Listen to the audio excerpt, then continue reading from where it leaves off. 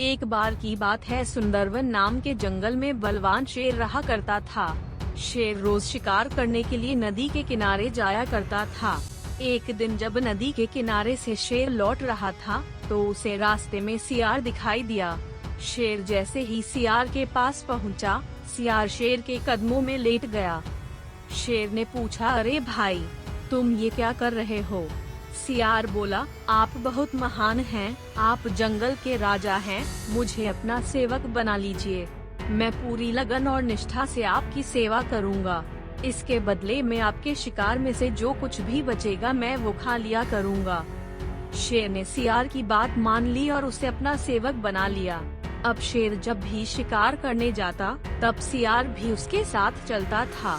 इस तरह साथ समय बिताने से दोनों के बीच बहुत अच्छी दोस्ती हो गई।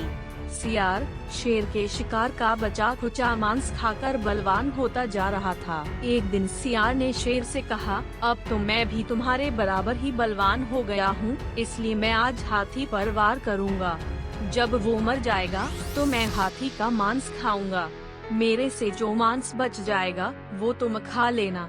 शेर को लगा कि सियार दोस्ती में ऐसा मजाक कर रहा है, लेकिन सियार को अपनी शक्ति पर कुछ ज्यादा ही घमंड हो चला था। सियार पेड़ पर चढ़कर बैठ गया और हाथी का इंतजार करने लगा।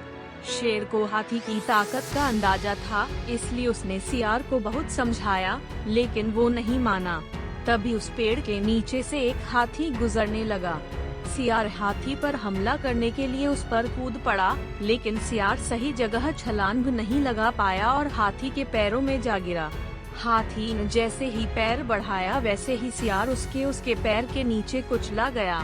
इस तरह सियार ने अपने दोस्त शेर की बात न मानकर बहुत बड़ी गलती की और अपने प्राण गंवा दिए। कहानी से सीख, हमें कभी भी किसी बात पर घमंड नहीं करना चाहिए और अपने सच्चे दोस्त को नीचा नहीं दिखाना चाहिए।